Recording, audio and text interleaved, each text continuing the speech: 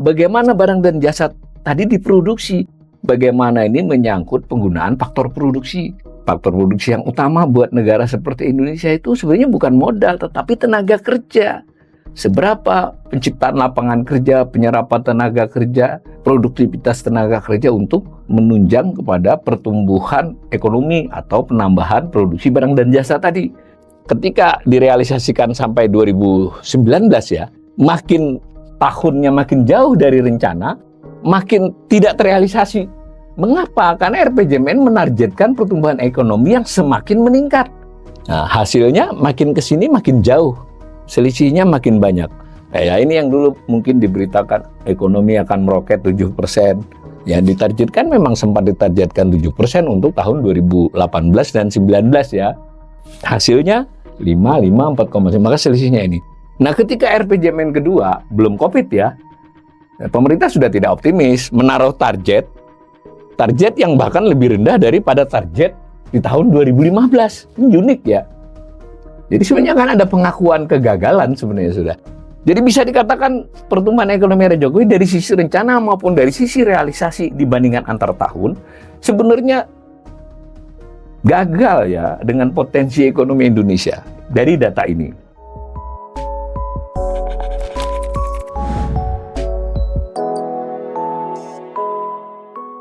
Kita sebentar lagi akan melihat pergantian Presiden Republik Indonesia dari Presiden Jokowi kepada Presiden Prabowo. Sebagai pembelajar ekonomi, saya dan mengajak teman-teman pembelajar ekonomi lainnya, kita melakukan penilaian, analisis atau assessment tentang kinerja pemerintahan Jokowi dalam bidang ekonomi. Tentu saja kinerja yang dimaksud tidak semata-mata kinerja pemerintahan, tetapi kinerja perekonomian.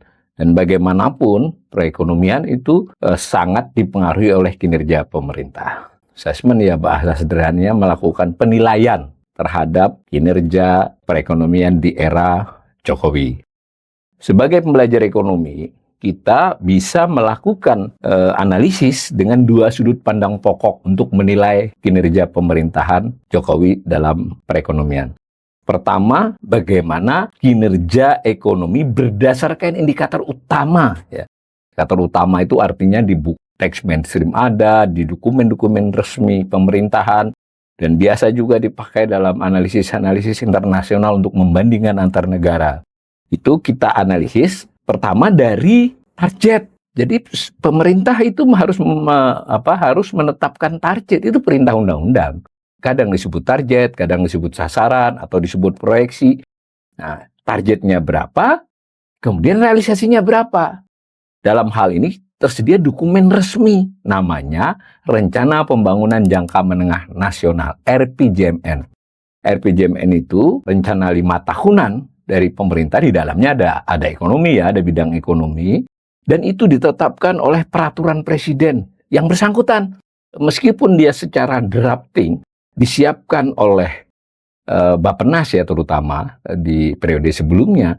Tetapi ketika seorang presiden terpilih bulan Oktober dilantik, ada waktu sekitar 3 bulan itu untuk melakukan revisi dan sebagainya yang dikaitkan dengan kemauan presiden yang terpilih tersebut. Bahkan karena pemilunya jauh sebelum Oktober, sebetulnya selalu ada tim yang sudah berkomunikasi dengan Bappenas untuk memasukkan visi misi presiden. Itu kalau presidennya baru, kalau presidennya lanjutan itu tidak ada lagi cerita bahwa RPJMN tidak dibuat oleh presiden yang bersangkutan dengan peraturan presiden resmi. Peraturan presiden itu hanya dibawa undang-undang dan peraturan pemerintah. Itu cara pertama kita bandingkan dengan rencananya. Yang kedua kita bandingkan dengan periode-periode sebelumnya, kan bisa. Atau selain dengan periode sebelumnya, kelajiman untuk indikator tersebut. Kelajiman itu misalnya rata-rata biasanya tumbuh 6%, lah ini 5, itu artinya di bawah kewajaran. Nah, kalau ternyata 7 berarti di atas kewajaran. Wajar bagaimana? Wajar itu bisa 5-10 tahun sebelumnya, rata-ratanya. Banyak indikator ekonomi yang disajikan di dalam RPJMN sebenarnya. Hanya saja memang pembicaraan publik tentang RPJMN ini jarang sekali ya.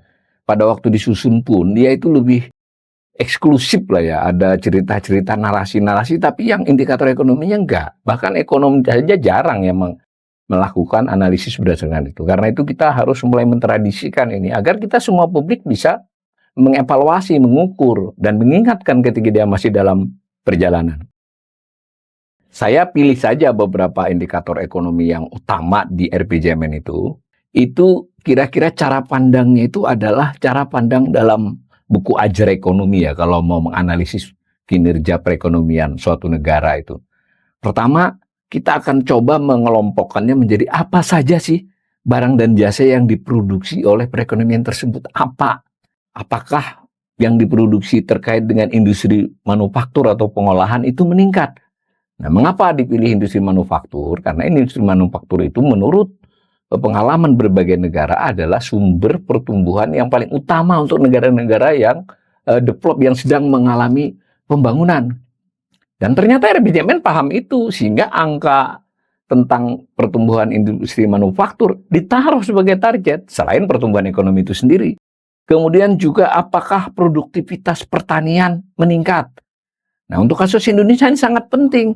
Cukup banyak, sekitar 30% penduduk, hampir sepertiga ya, itu bekerja di sektor pertanian. Jadi menyangkut hidup hajat orang banyak. Dan separuh dari penduduk miskin, itu kepala rumah tangganya bekerja di pertanian. Nanti kembali ke hal itu, apa yang diproduksi, barang jasanya bagaimana, strukturnya bagaimana, dan seterusnya. Lalu aspek keduanya adalah bagaimana barang dan jasa tadi diproduksi. Bagaimana ini menyangkut penggunaan faktor produksi. Faktor produksi yang utama buat negara seperti Indonesia itu sebenarnya bukan modal, tetapi tenaga kerja. Seberapa penciptaan lapangan kerja, penyerapan tenaga kerja, produktivitas tenaga kerja untuk menunjang kepada pertumbuhan ekonomi atau penambahan produksi barang dan jasa tadi. Nah, apakah sudah efisien? Tentu selain tenaga kerja juga ada bicara tentang modal, tentu kita bicara tentang investasi dan sebagainya. Dan yang lebih penting adalah soal efisiensi investasi dan produktivitas tenaga kerja itu bergantung dengan apa yang disebut dengan teknologi. Nah, teknologi juga sebetulnya harus menjadi ukuran apakah mengalami perkembangan. Lalu itu aspek kedua. Lalu ada aspek ketiga, untuk siapa? Jadi barang dan jasa diproduksi mungkin bertambah, mungkin makin efisien produksinya. Tapi hasilnya buat siapa?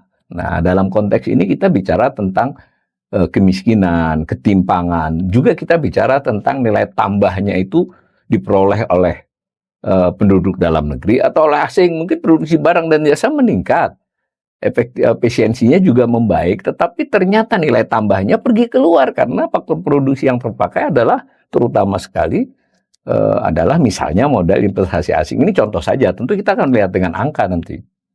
Nah, dan yang lebih penting juga adalah tentang kebijakan apa. Tadi apa, bagaimana, untuk siapa, lalu kebijakan apa. Nah, di sini kita juga memberi assessment terhadap pemerintahan Jokowi. Kebijakan apa yang diambil dalam konteks ketiga hal tadi. Ya, yang umum diketahui itu namanya kebijakan fiskal. Fiskal itu adalah kebijakan pemerintah tentang penerimaan dan pengeluaran, pendapatan dan belanja. Jadi bagaimana mereka menerapkan pajak, bagaimana mereka mengefektivitaskan pengeluaran dan belanjanya. Kalau mereka melakukan investasi-investasi yang bagaimana yang dilakukan oleh pemerintah. Lalu juga ada kebijakan moneter, meskipun Bank Indonesia tidak langsung di bawah Presiden, tetapi kan ada forum-forum yang mereka harus melakukan koordinasi dan harmonisasi. Karena itu kita tetap bisa menilai. Makanya saya sudah katakan di awal tadi, kita akan assessment kinerja ekonomi selama era Jokowi. Bukan berarti semuanya adalah program pemerintah, tapi ketika kinerja itu membaik atau sebaliknya memburuk, itu tentu ada pengaruh besar dari kebijakan ekonomi pemerintah. Kurang lebih begitu. Nah, 4 aspek itu kita bisa lihat banyak indikator dan kita memilih indikator yang dinyatakan oleh RPJMN. Nah, gitu ya. RPJMN itu sudah dikenal sejak tahun 2005. Jadi dulu kita kan pakai GBHN tuh di zaman era Orde Baru, era reformasi, terutama setelah ditetapkan berbagai undang-undang. Ada undang-undang namanya Undang-Undang tentang Rencana Pembangunan Jangka Panjang Nasional. Ini sudah hampir selesai nih, 2024 akan ada, 2025 akan ada lagi RPJPN baru. Nah, RPJPN itu jangka panjang, lalu yang jangka menengahnya disebut RPJMN. itu 5 tahunan. Kalau RJPN itu undang-undang, RPJMN peraturan presiden. Itu ya. Nah, kita lihat yang dianggap penting dalam RPJMN sudah ada 4 RPJMN ini berarti dari 2005, 2009, 2010, 2000 dan seterusnya. Dan ini yang sedang berlangsung ini 2020, 2024 RPJMN-nya.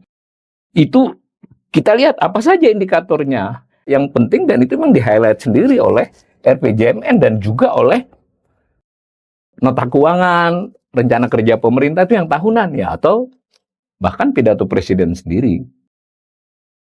Untuk refreshing, kita ingatkan lagi, RPJMN itu 5 tahunan, diputuskan oleh peraturan presiden, sudah pernah ada RPJMN 1, 2005, 2009, yang kedua 2010, 2014, berarti 1 dan 2 itu eranya SBY, dan perpresnya perpres SBY, sedangkan Jokowi ini adalah RPJM 3 dan 4, 2015 sampai 2020. Nah, itu yang akan kita assessment ya, realisasinya bagaimana? Tapi kita akan tambahkan realisasi berdasarkan analisis realisasi, tetapi tidak dibandingkan dengan RPJMN, tapi dibandingkan dengan kewajaran biasanya itu berapa. Dan dibandingkan dengan periode sebelumnya. Untuk sesi kali ini saya khusus membicarakan tentang pertumbuhan ekonomi saja, dengan detail-detailnya. Tapi sebelumnya, ini salah satu tabel di dalam RPJMN 3 ya, 2015-2019. Jadi ada sasaran disebutnya judulnya sasaran ekonomi nasional, ada pertumbuhan PDB, ada PDB per kapita, ada laju inflasi, ada nilai tukar, lalu ada neraca pembayaran, ada keuangan negara dengan detail-detailnya, lalu ada tingkat pengangguran, tingkat kemiskinan. Nah, kemudian di detailnya lagi tentang pertumbuhan ekonomi itu ada tabel yang begini juga dengan komponen-komponennya. Kita ini bisa menganalisis ya semua komponen ini. Tapi saya highlight yang 5 saja. Yang 5 ini karena selalu jadi topik pembicaraan ya. Pertama yang soal pertumbuhan ekonominya sendiri. Jadi kita lihat target berapa, realisasi berapa. Kemudian tentang konsumsi rumah tangga. Jadi dari sisi permintaan kan yang paling penting adalah konsumsi rumah tangga dengan investasi. Investasi itu pembentukan modal tetap bruto dalam istilah teknisnya. Itu kita lihat bagaimana konsumsi rumah tangga, bagaimana investasi. Lalu dari sisi produksi dari 17 sektor, yang paling sering dibicarakan adalah pertanian dengan industri pengolahan. Sebenarnya kita bisa tambahkan 1 pertambangan, tapi untuk keperluan sesi ini kita ambil 2 itu. 2020 sampai 2024 RPJMN-nya ya, tadi kan RPJMN 2015-2019. Nah, maka kita mendapatkan ini dulu yang pertama, pertumbuhan ekonomi dulu. Dari dokumen resmi tadi ya, saya ingin berkali-kali mengatakan, ini bukan janji kampanye, ini bukan pidato presiden atau menteri, tetapi dokumen peraturan presiden. Tadi masuk dalam kategori dokumen resmi yang diundang-undangkan ya, ada di tata aturan perundang-undangan. Yang biru menunjukkan targetnya, orange menunjukkan realisasinya, yang hitam menunjukkan selisihnya. Angkanya itu kan berupa ring nih, 5,4 sampai 5,7 itu saya anggap targetnya adalah 5,4 tambah 5,7 bagi 2, berarti dia 5,55 ya. Ini yang ini 5,7 ditambah 6,0 bagi 2, berarti targetnya adalah berapa itu? 5,85. Jadi kita ambil titik tengahnya. Semua. Nah, maka dapat angka orange ini, titik tengahnya ini. Apa yang terjadi? Ketika direalisasikan sampai 2019 ya, makin tahunnya makin jauh dari rencana, makin tidak terrealisasi. Mengapa? Karena RPJMN menargetkan pertumbuhan ekonomi yang semakin meningkat. Di tahun 2015 ya, RPJMN itu Januari 2015. Nah, hasilnya makin ke sini makin jauh, selisihnya makin banyak. Ya, ini yang dulu mungkin diberitakan ekonomi akan meroket 7%. Ya, ditargetkan memang sempat ditargetkan 7% untuk tahun 2018 dan 19 ya. Tetapi hasilnya tetap saja 5 kan. 5, 4,5, maka selisihnya ini. Nah, ketika RPJMN kedua, belum COVID ya, pemerintah sudah tidak optimis, menaruh target yang bahkan lebih rendah daripada target di tahun 2015. Ini unik ya. Jadi sebenarnya kan ada pengakuan kegagalan sebenarnya sudah. Targetin lah Sudah targetnya ini relatif lebih rendah atau dibandingkan RPJM 1, kita kena COVID. Maka ya tidak tercapai lagi sampai sekarang. 2024 yang sedang berjalan ini juga tidak akan tercapai. Sebelumnya ditargetkan 6,2 dengan 6,5 berarti kan 6,35 kan? Padahal nanti akan terjadi maksimal 5,0. Pemerintah masih bilang 5,1. Nah, kita baik hati kita taruh 5,1 ini. Selisihnya kan jauh sekali. Nah ya, dari sisi pertumbuhan ekonomi jelas RPJMN tidak tercapai. Bagian dari PDB, bagian dari pertumbuhan ekonomi itu ada sektor industri. Pertumbuhan ekonomi itu mengukur pertumbuhan PDB harga konstan, memperhitungkan produksi real. Ada dari sisi produksi ada 17 sektor. Yang sektor yang paling banyak, paling penting itu namanya sektor industri. Kontribusinya besar dan yang penting itulah mesin pertumbuhan ekonomi menurut pengalaman seluruh negara-negara yang mengalami kemajuan. Sampai 2019 kan dari RPJMN 1, di era Jokowi maksudnya RPJMN 3 berarti ya. Ini RPJMN 2020. Ternyata dulu itu targetnya itu pertumbuhan industri itu sampai 8,6 di tahun 2019. Di tahun 2018 8,1. Jadi kalau di rata-rata itu lebih dari 7 ya. Rencananya ini. Ternyata hasilnya tidak pernah mencapai 5 selama 5 tahun pertama era Jokowi itu. Jadi targetnya 7,2 rata-rata, makan sampai 8 deh. Tidak pernah mencapai 5. Nah di periode kedua sudah lebih realistis naruh target nih. 5, 5,35. Tetap aja menginginkan 7 di akhirnya. Ada COVID.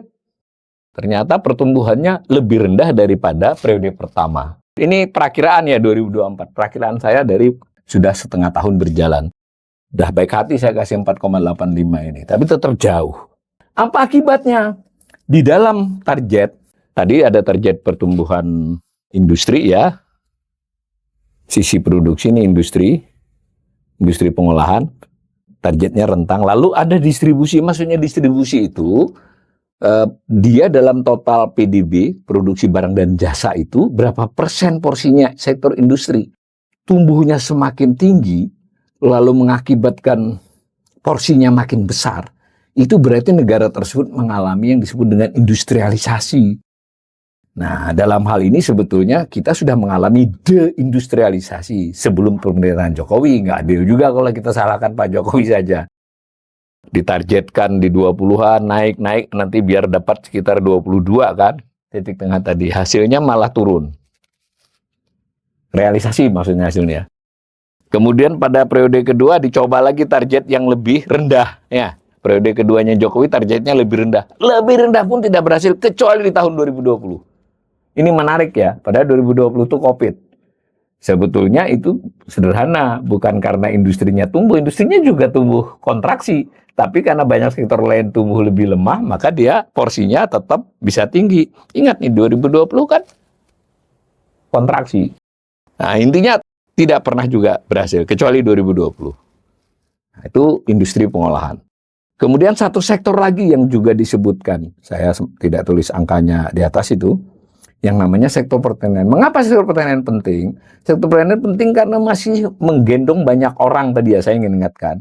Sekitar 27-28% tenaga kerja, kemudian menyangkut ya kurang lebih seperempat penduduk, seperempat sampai lebih sedikit ya 30% penduduk, kemudian juga orang miskin paling banyak di sana, 50% dari orang miskin ada di sektor pertanian, kepala rumah tangganya, maka dibuatlah target yang sebetulnya targetnya juga tidak muluk ya. Pada waktu periode pertama ditargetkan 4%, 4,3%, 4,5%. Artinya apa? Pada saat yang bersamaan kan ekonomi ditargetkan di periode pertama itu lebih dari 6%. Artinya sebenarnya disadari pertanian ini akan semakin sedikit porsinya. Itu sudah sesuai dengan transformasi. Tetapi maksudnya kalaupun dia perlahan-lahan menurun perannya, ya jangan merosot juga seketika karena orangnya banyak. Ternyata hasilnya tidak pernah pertumbuhan pertanian itu mencapai target. Di periode kedua pun demikian, tidak berhasil lagi. Nah, kalau porsinya memang dari awal direncanakan menurun. Kenapa? Supaya itu menunjukkan struktur ekonomi makin kuat. Nah, ternyata dia tidak mau turun ya. Dia tumbuhnya pelan, ternyata sektor industri juga tumbuhnya pelan. Ya, pertumbuhan ekonomi juga hanya rata-rata di era Pak Jokowi 2 periode itu hanya 4%. Di periode pertama sekitar 5,03, di periode kedua di bawah 4. Maka porsinya juga masih tetap bertahan di 12%. Nah, dari sisi permintaan konsumsi rumah tangga juga ditargetkan meningkat. Di periode pertama, di periode kedua pun ditargetkan meningkat. Yang terjadi stuck ya. Yang ini kita abaikan lah ya 2020-2021. Tetapi sampai sekarang namanya pertumbuhan konsumsi rumah tangga itu ya 4,9 sampai 5,05. Jadi 5%. Didorong ya nggak bisa. Ini 2024 ini 4,95 ini bisa terancam juga di 6 bulan terakhir. Ini bisa 4,9 atau 4,8. Begitu juga dengan pertumbuhan investasi yang harusnya mendorong perekonomian. Targetnya muluk banget dulu sampai 12% dulu targetnya. Era pertama Jokowi. RPJMN era kedua ini lebih realistis targetnya. 8%. Tapi hasilnya apa? Hasilnya tetap diturunkan target, tetap tidak tercapai. Rendah. Jadi saya ingin katakan dari sisi investasi dan dari sisi konsumsi rumah tangga, era Jokowi tidak berhasil memenuhi rencananya. Oke, mungkin rencananya kemulukan, tidak juga. Rencananya kemulukan, kalau rencana terlalu tinggi kan wajar hasilnya jauh. Kita bisa menganalisis dengan cara membandingkan antar waktu. Ternyata pertumbuhan era Jokowi ini juga paling rendah sepanjang sejarah Republik, kecuali masa krisis. Ini bisa dilihat era Pak SBY itu 5,72, era pertama Jokowi 5,03, era keduanya 3,42. Ini di rata-rata 4. Bolehlah, ini hanya seimbang dengan era Gus Dur dengan Mega. Tetapi itu juga mencapai 4,57 dan pada era masih mengalami sisa-sisa dampak krisis moneter. Jadi bisa dikatakan pertumbuhan ekonomi era Jokowi dari sisi rencana maupun dari sisi realisasi dibandingkan antar tahun sebenarnya gagal ya dengan potensi ekonomi Indonesia dari data ini. Kemudian tentang porsi sektor. Ini saya ambil tahun yang lebih panjang. Sebuah perekonomian itu mengalami transformasi kalau dia dengan penduduk besar seperti Indonesia, yang luas juga wilayahnya, itu memang secara teori pertanian nanti porsinya pelan-pelan turun, digantikan oleh porsi industri, namanya industrialisasi. Kemudian sektornya makin modern, nilai tambahnya makin besar, lalu penghasilan pendapatan orang makin banyak, tenaga kerja mulai berpindah ke sektor industri dan jasa modern, sektor formal, lalu masyarakat menjadi sejahtera. Itu skenarionya. Dan coba juga diterjemahkan oleh RPJMN. Hasilnya, selama periode pemerintahan Jokowi, kinerjanya ini buruk semua. Jadi pertanian memang turun, tapi lambat turunnya. Ini bukan berita baik. Maksudnya itu ya karena sudah dengan tumbuh yang lambat, tetap aja porsinya besar. Karena memang secara keseluruhan ekonomi size-nya tidak tumbuh berarti. Nah, sementara industri, sekalipun ini juga di era Pak Jokowi, Pak SBY juga mengalami deindustrialisasi yang pernah capai puncaknya itu sebelum SBY ya tahun 2002, 30%-an. Ini turun terus 18,67 di 2023 ya, yang sudah terjadi. 2024 ini saya hitung-hitung kalau pemerintah beruntung 18,8, tapi ada kemungkinan juga hanya 18,70 artinya stagnan. Nah, ada yang menarik.